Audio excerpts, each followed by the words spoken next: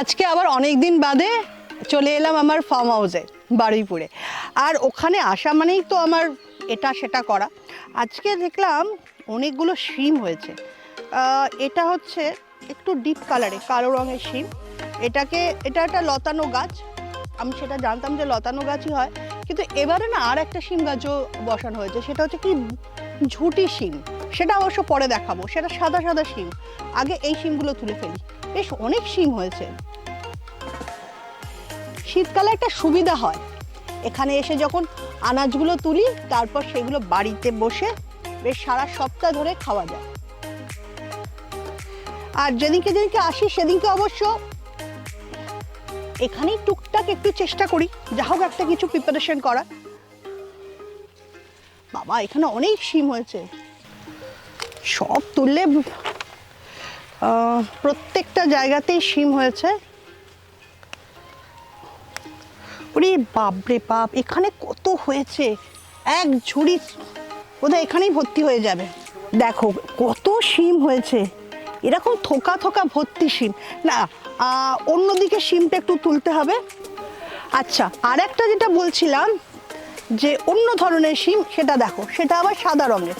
এটাও কয়েকটা বরঞ্চ তুলে নিই।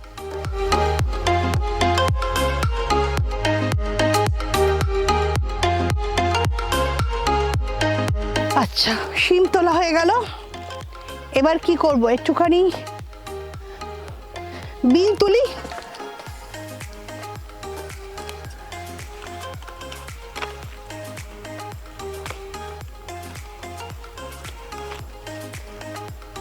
তুলতে কিন্তু ভারী মজা লাগে।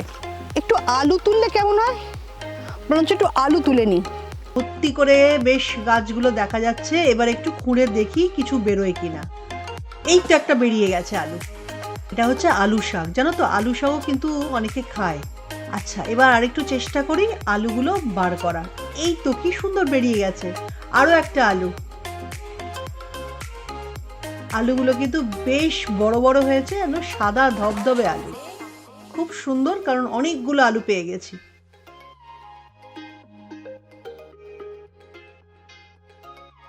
এরপর লঙ্কাটা তুলে নিই, কারণ রান্না করতে গেলে তো লঙ্কা লাগবেই। আর যখন সামনেই কাঁচা লঙ্কার গাছ রয়েছে তাহলে তুলেই ফেলি। এবার একটু বেগুন গাছের দিকে যাই, দেখি বেগুন হয়েছে কিনা। বাহ, বেশ বড় বড় বেগুন হয়েছে তো। এই তো এদিকে একটা বেগুন, ওইদিকে আর একটা বেগুন রয়েছে। বেগুনগুলো অবশ্য আরেকটু থাকলে আরেকটু বড় বেগুন হবে, কারণ আমাকে কিন্তু বলেছিল বেগুনগুলো বেশ বড় হবে। এই তো টমেটো গাছ থেকে কয়েকটা টমেটো পেরোনো। তবে টমেটোগুলো এখনো সবুজ আছে, খুব একটা কিন্তু পাকেনি, একটা দুটোই পেকেছে। এইবার পালং শাকের ওখানে যাই। তবে পালং শাকগুলোতে এখন প্রায় শীষ বেরিয়ে গেছে। আমার রান্নাটাতে একটা শীষ পালং নিয়ে নিই।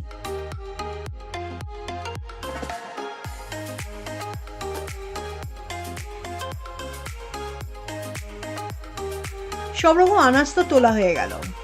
এরপর একটা ফুল রয়েছে, জবা ফুল, বেশ সুন্দর দেখতে।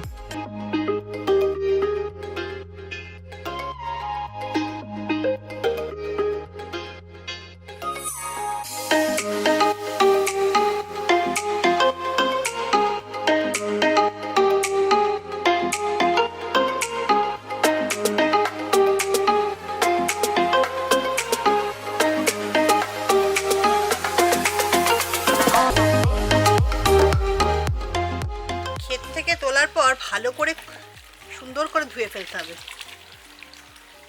দেখো একদম সাদা ধবধবে আলু, মনে হচ্ছে বোধহয় আলুটার খোলা ছাড়ানো।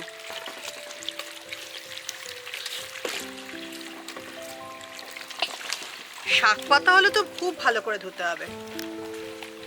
যদিও আমাদের এখানে কোনো কীটনাশক দেওয়া হয় না, কোনো রাসায়নিক সার দেওয়া হয় না, তবু পোকা নানা রকম জিনিস তো থাকতে পারে। সেই জন্য খুব ভালো করে পাতাগুলো কিন্তু সুন্দর করে ধুয়ে ফেলতে হবে। তাই পাতাগুলো পরিষ্কার করে ধুয়ে ফেলতে হবে।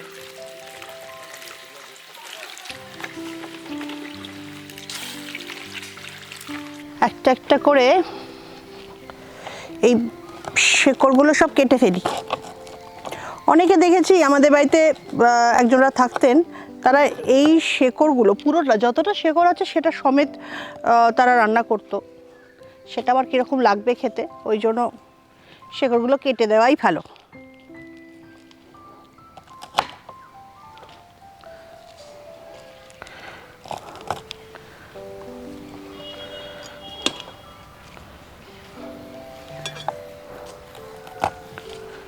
আচ্ছা, এই বড় বড় বেগুনগুলো একটু চিড়ে দিলে বেটার হবে।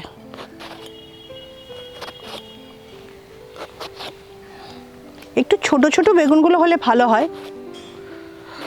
এতক্ষণে কি বুঝতে পারছো যে আমি কি রান্না করতে চলেছি?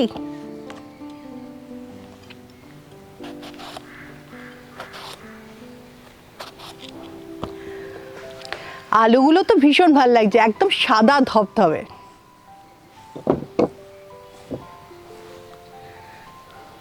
টমেটোটাও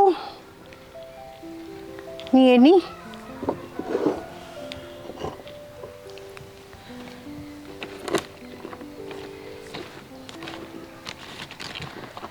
যাক, শিম এই সবগুলো নিয়ে এবার সেদ্ধ করব। তাহলে ফার্স্টেই শাকগুলো দিই।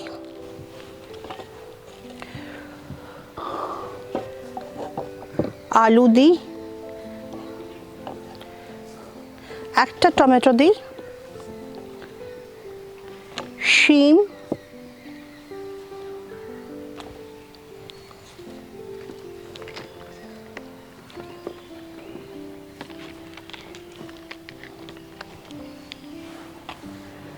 রাঙালুটা কয়েকটা দিন আগে হয়েছিল, তো তখনই তুলে রাখা হয়েছিল, তো সেইগুলো একটু রাঙালুও কয়েকটা দিয়ে দিই।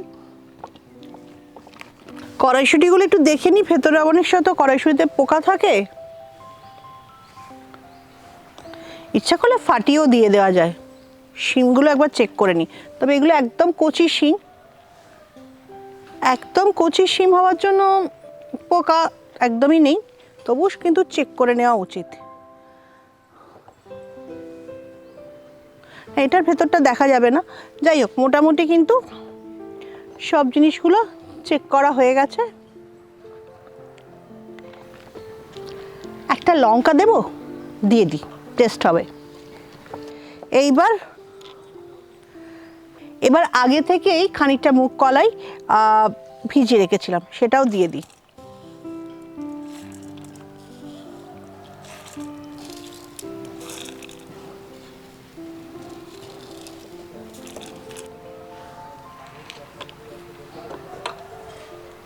এবার একটা বেগুন দিই, একটা বেগুনই তো ভর্তি হয়ে গেছে, আর অল্প একটু নুন দিই।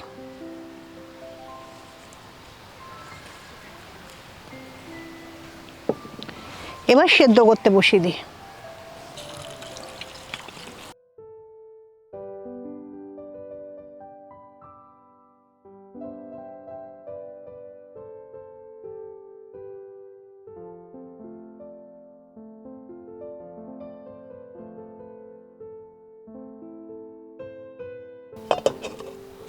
এইবার সেদ্ধ হোক, আর তার জন্য খানিকক্ষণ ওয়েট করতে হবে। সেদ্ধ হয়ে গেলে বরঞ্চ তোমাদের দেখাবো যে এটা কিন্তু একটা প্রিপারেশন করা যায়। এটা কোনো নতুনত্ব রান্না নয়, সেই ছোটোবেলা থেকে, কেন আদি অনন্ত থেকে বোধহয় এই রান্নাটা হয়ে আসছে, গোটা সেদ্ধ বলে। সরস্বতী পুজোর ঠিক পরের দিন এই রান্নাটা করা হয়, মানে আগের দিন করা হয় আর পরের দিন সেটা খাওয়া হয়। আমি তো ভীষণ ভালোবাসি, তবে আমাদের বাড়িতে অনেক নিয়মকানুন করে করতে হয়, তো সেই জন্য আমাদের বাড়িতে হয় না, কিন্তু আমাদের জেঠুদের বাড়ি, কাকাদের বাড়ি, অন্যান্য পাড়াতে হয়। সবাই আমি ভালোবাসি বলে এই গোটা সেদ্ধটা কিন্তু আমাকে তারা দিয়ে যায়, এবং আমি বেশ সেদিনকে সারাদিন ধরে খাই, পরের দিনও খাই, বেশ ভালোবাসি। আজকে প্রথম আমার এই বাগানের সমস্ত আনাজ দিয়ে একটা গোটা সেদ্ধ বসিয়ে দিলাম। মনে হয় সেদ্ধ হয়ে গেছে, একবার দেখে নিই। বাহ, পুরো সেদ্ধ হয়ে গেছে, তাহলে একটু তুলে রাখি।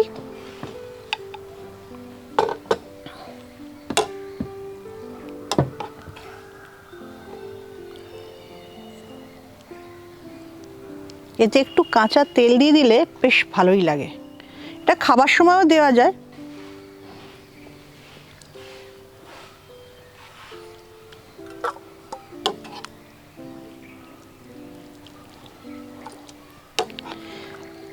এটা কিন্তু বেশ সুন্দর খেতে হয়, আর তার থেকেও বড় কথা ভীষণ হেলদি খাবার।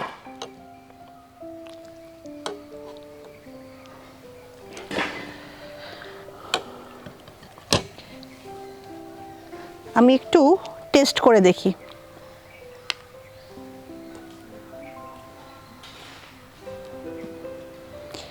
ইচ্ছা করলে কিন্তু এই খাবারটা মাঝে মাঝেই করা যেতে পারে, বিশেষত রোববার দিন, বা হয়তো আজকে কিছু রান্না করতে ভালো লাগছে না। আর শুধু ভালো লাগছে না কেন, এইটা তো ভালো টেস্ট, যে কোনো সময় ভালো লাগতেই পারে খেতে। আমাকে তো যখন দেবে আমি তখনই খেয়ে নেব।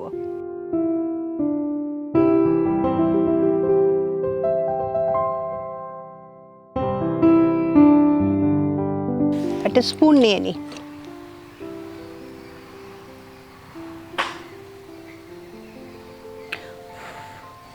এখনো বেশ গরম রয়েছে।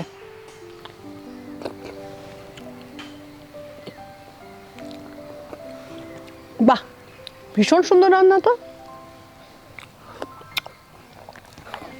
এটা কিন্তু ভাত দিয়ে খেতেও খুব ভালো লাগে। আর আমি তো ভাত দিয়ে খেয়ে না, আমি তো শুধু শুধুও খেয়ে নিই।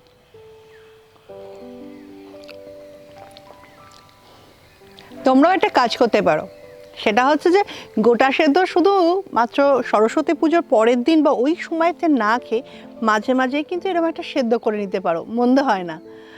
গরম ভাত বা ঠান্ডা ভাত যে কোনো ভাতেই কিন্তু ভালো লাগবে, বা ভাতের সঙ্গে খেতে হবে কেন, টিফিনেও এটা কিন্তু খাওয়া যেতে পারে। আর যারা ভাবছো যে একটু রোগা হবে তাদের জন্য কিন্তু এটা একটা পেট ভরা সুন্দর সুস্থ খাবার, শরীর স্বাস্থ্যের পক্ষেও ভালো।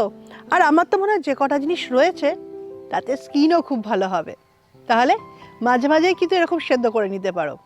তাহলে সরস্বতী পুজোর স্পেশাল রান্না হচ্ছে গোটা সেদ্ধ, আর সেটা কিন্তু মাঝে মাঝেই করা যেতে পারে। এই যে একটু আগে বললাম না যে গোটা সেদ্ধ খাওয়ার উপকারিতা, আর এতগুলো সবজি একসঙ্গে খাওয়া এটাও কিন্তু ভীষণ ভালো, কারণ পুরো হেলদি একটা বেশ ফুড।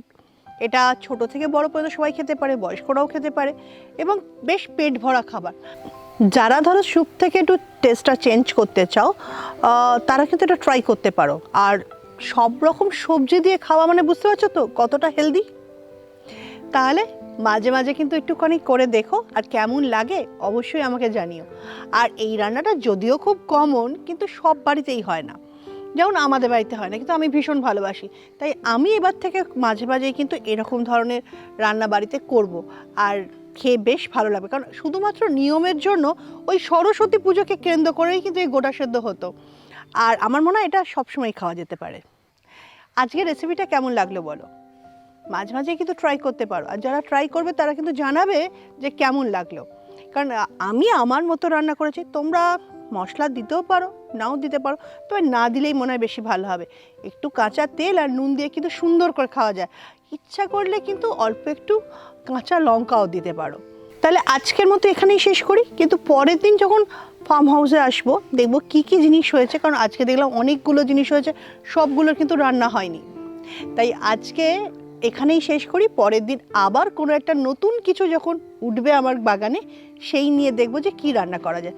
তোমরা কিন্তু আমাকে জানাতে পারো যে আমার বাগানে যা যা সবজি দেখলে সেই সবজিগুলো দিয়ে আর কি কি রান্না করা যেতে পারে নতুনত্বভাবে।